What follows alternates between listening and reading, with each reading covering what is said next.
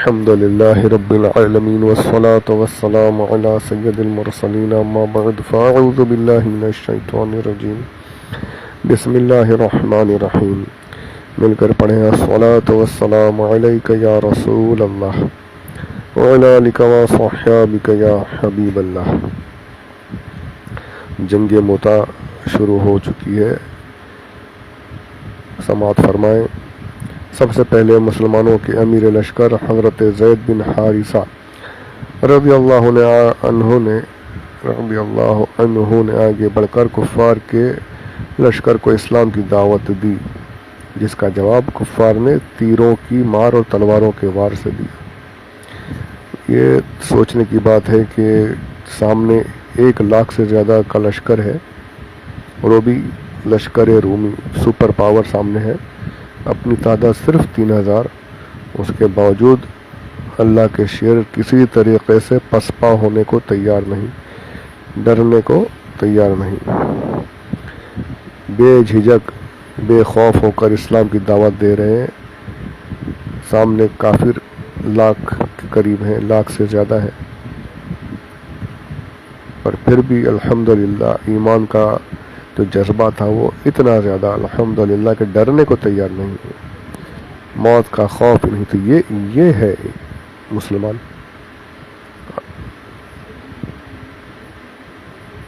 آئین جواں مردہ حق گوئی و بے باکی، بڑا پرانا شعر ہے، یہ اقبال نے کہا تھا۔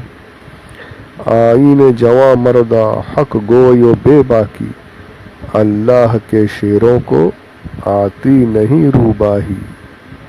روباہی اگر نہیں سمجھ سکے ہو کچھ تو سن لیں، روباہ کہتے ہیں فارسی میں لومڑی کو۔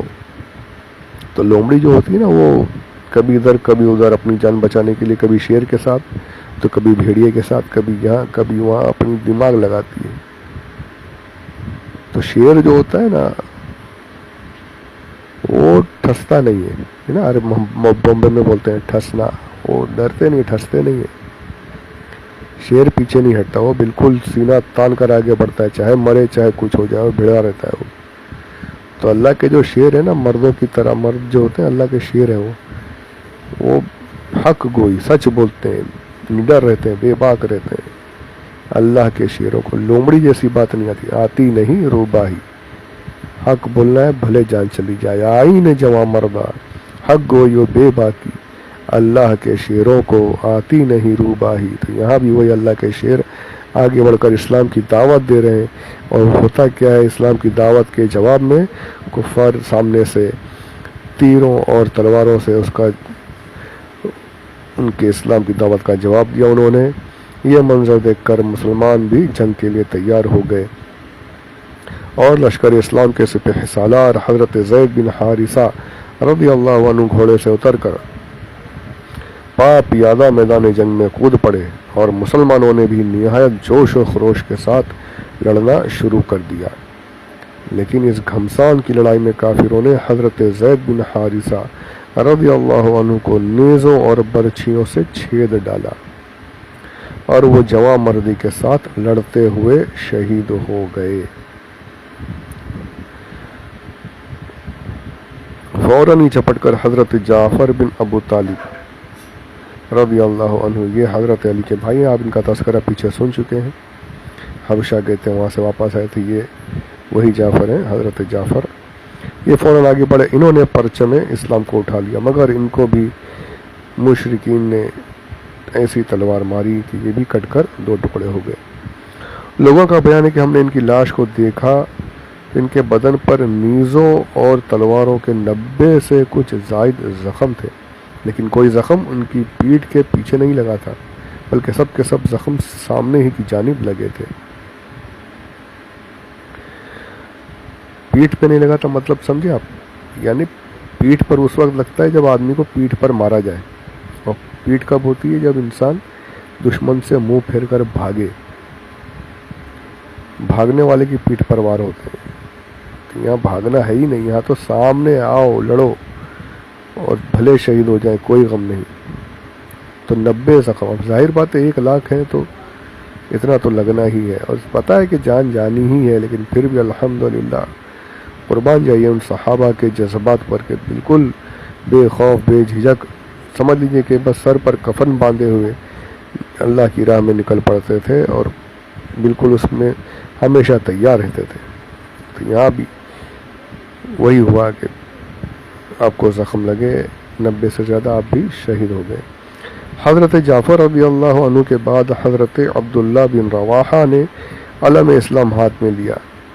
فوراً ہی ان کے چچا زاد بھائی نے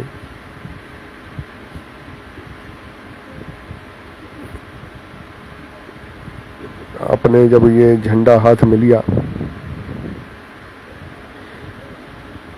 آپ پر بھی حملہ ہوا، لگاتار آپ کے اوپر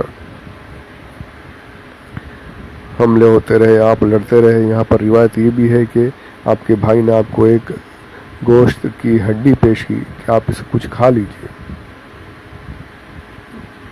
آپ نے ابھی ایک ہی نوالا لیا تھا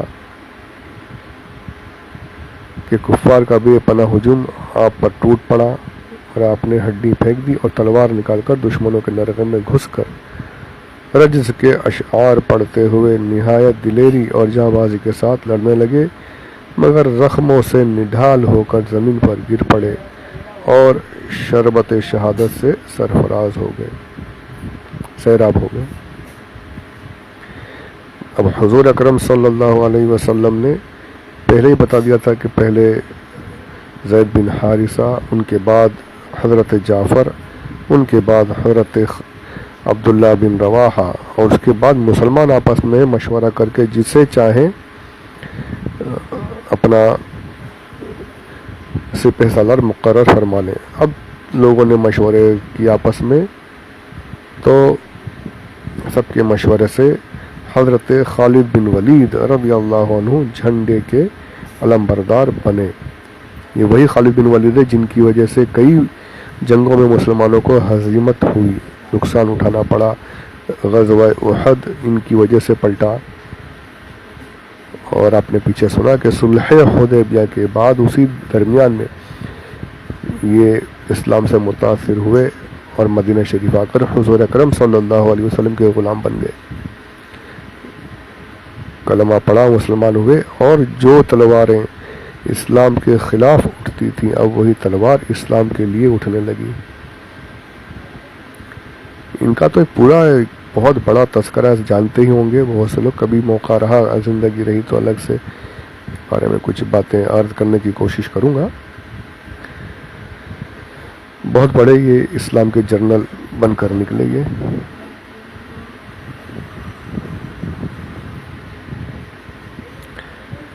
خیر، اب یہ علم بردار بنے اور اس قدر شجاعت اور بہادری کے ساتھ لڑے کہ آپ کے ہاتھوں میں 9 تلواریں ٹوٹ ٹوٹ کر گر پڑی۔ اتنا یار، بس لگاتار مارنا توڑنا، اپنے آپ کو بچانا، لڑتے رہے کہ ایک تلوار ٹوٹی، دوسری نکالی، دوسری، ارے اب سوچئے 9 تلواریں ٹوٹ گئی تو کیسا وہ حملہ ہو رہا ہوگا، کیسی آوازیں، کیسا گھمسان کا وہ رن ہوگا، کیسی ہر طرف سے شور اور مارو کاٹوں کا شور ہوگا، اور مسلمان گھرے ہوئے لڑ رہے ہیں، اور یہ ان پر اللہ اکبر۔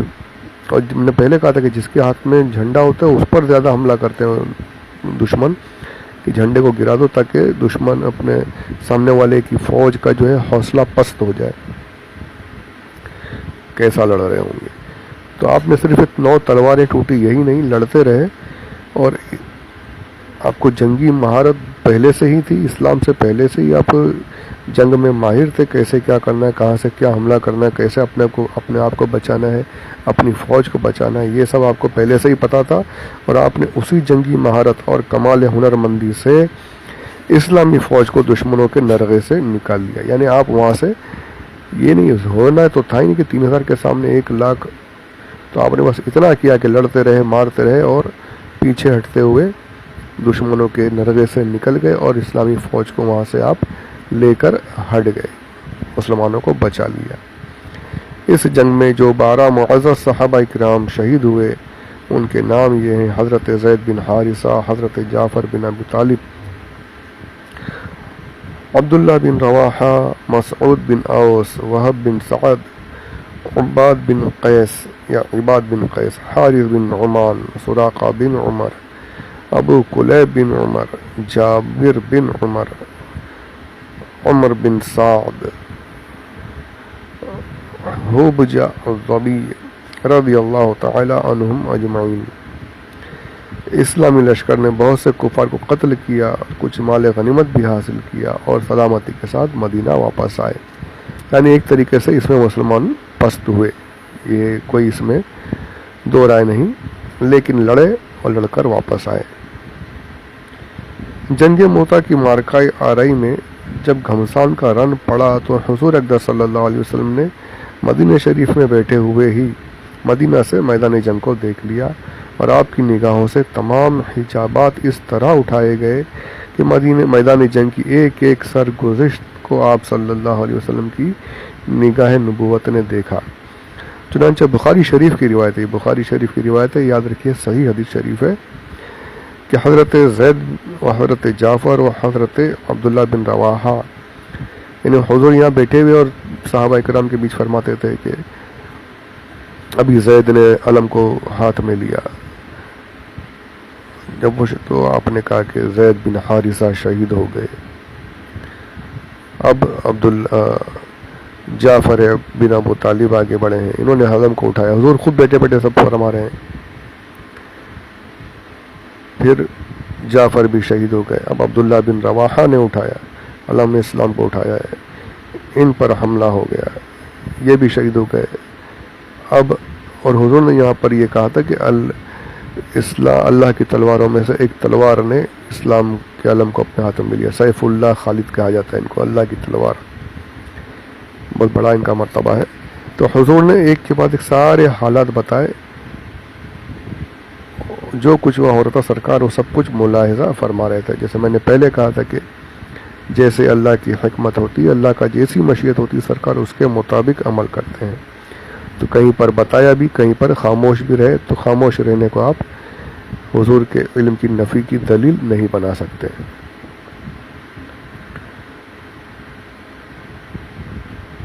تمام جو شہادت ہوئی آپ نے ان کی خبر دے دی۔ جب میدان جنگ سے جو مسلمان واپس آئے، ان کے آنے سے پہلے ہی اصحاب کو ان کی شہادت کی خبر مل چکی تھی۔ چنانچہ آپ صلی اللہ علیہ وسلم نے انتہائی رنج و غم کی حالت میں صحابہ کرام رضی اللہ عنہم کے بھرے مجمع میں ارشاد فرمایا کہ زید رضی اللہ عنہ نے جھنڈا لیا، وہ بھی شہید ہو گئے، پھر جعفر نے جھنڈا لیا، وہ بھی شہید ہو گئے، پھر عبداللہ بن رواحہ رضی اللہ عنہ علم بردار بنے اور وہ بھی شہید ہو گئے، یہاں تک کہ جھنڈے کو خدا کی تلواروں میں سے ایک تلوار خالد بن ولید نے اپنے ہاتھوں میں لیا۔ حضور صلی اللہ علیہ وسلم صحابہ اکرام کو یہ خبریں سناتے رہے اور آپ کی آنکھوں سے آنسو جاری تھے۔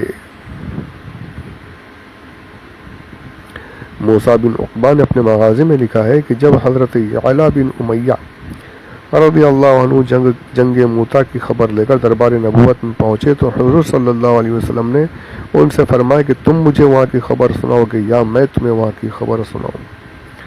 حضرت یعلا رضی اللہ عنہ نے عرض کیا کہ یا رسول اللہ آپ ہی سنائیے۔ جب آپ نے وہاں کا پورا حال و ماحول سنایا تو حضرت یعلا رضی اللہ عنہ نے کہا کہ اس ذات کی قسم جس نے آپ کو حق کے ساتھ بھیجا ہے کہ آپ صلی اللہ علیہ وسلم نے ایک بات بھی نہیں چھوڑی کہ جس کو میں بیان کر دوں۔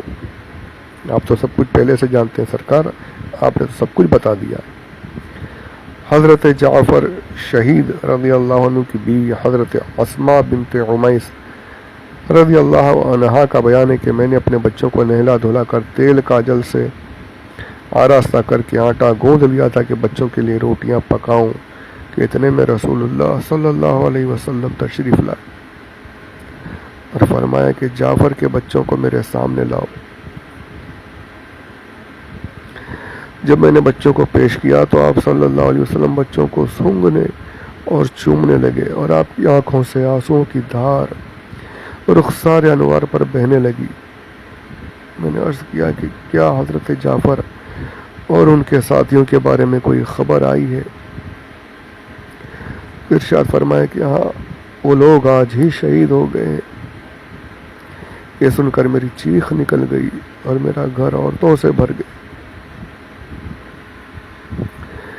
رحمت عالم کے دل پر کیسی گزر رہی ہوگی کہ اپنے بھائی کی شہادت کی خبر دینے کے لیے ان کے بچوں کے پاس جا رہے ہیں, بچوں کو گلے لگا رہے ہیں. ذرا اللہ اکبر کبیرہ, اللہ اکبر کبیرہ. گھر میں کھانا پکانے کی تیاریاں ہو رہی ہیں اور وہاں شہادت کی خبر آتی ہے.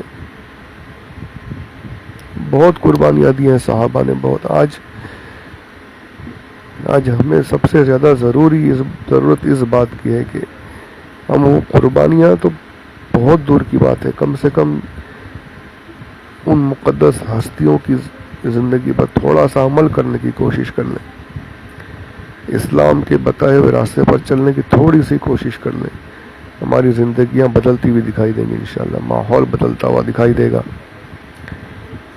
اللہ ہمیں اپنے پیاروں کے راستے پر چلنے کی توفیق عطا فرمائے. آمین بجاہ النبی الامین صلی اللہ علیہ وسلم. اس کے بعد حضور صلی اللہ علیہ وسلم اپنے قاشانہ نبوت میں تشریف لے گئے اور ازواج مطہرات رضی اللہ عنہن سے فرمایا کہ جعفر کے گھر والوں کے لیے کھانا تیار کراؤ. تو آج بھی یہ ہوتا ہے کہ کہیں موت ہو جائے تو پڑوسی یا رشتہ دار ان کے گھروں میں کھانا بھجواتے ہیں, کھانا پکاتے. یہ کوئی اس میں غلط نہیں, جائز ہے.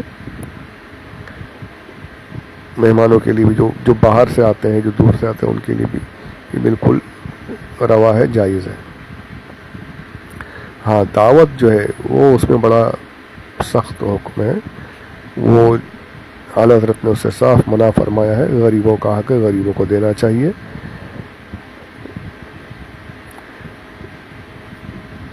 جو دعوت اور دنیا کے دکھاوے کے لیے پیسہ نہیں ہے, پھر بھی قرض لے کر کے لوگ کیا بولیں گے, میں نے 40واں نہیں کرایا, میں نے برسی نہیں کرائی, یہ سب جو سوچتا ہے وہ کوئی مطلب کا نہیں. دنیا کا دکھاوا تو اللہ کی بارگاہ میں مردود ہے, وہ کوئی کسی کام کا نہیں, وہ عمل اللہ کی بارگاہ میں مقبول ہی نہیں. اپنی حیثیت ہے تو جتنی حیثیت ہو اتنا غریبوں کو کھلائیں, 40ویں میں کھلائیں, 10ویں میں کھلائیں, برسی میں کھلائیں. غریبوں کا حق ہے. اللہ صحیح تعلیمات پہ عمل کی توفیق عطا فرمائے. آمین بجاہ النبی الامین صلی اللہ علیہ وسلم. حضرت جعفر کے بارے میں ایک روایت میں نے کہیں اور بھی پڑھی ہے کہ جب آپ شہید ہوئے تو آپ کے دونوں بازو, دونوں ہاتھ جو تھے وہ کٹ گئے تھے.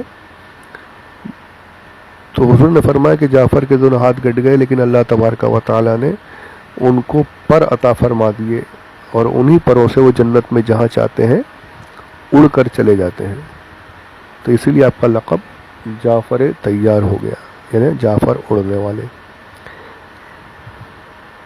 خیر, اس کے بعد جو ہے وہاں سے مجاہدین کی واپسی ہوئی, اس کو انشاءاللہ ہم اگلے آڈیو میں سماعت فرمائیں گے. وقت زیادہ ہو رہا ہے, شیطان کے ہر حربے سے بچنا ہے انشاءاللہ. تو اللہ تبارک و تعالیٰ اپنے پیاروں کے صدقے میں ہمیں صحیح معنوں میں اسلام پر عمل کرنے کی توفیق رفیق عطا فرمائے, صحابہ کی راستے پر چلنے کی توفیق عطا فرمائے.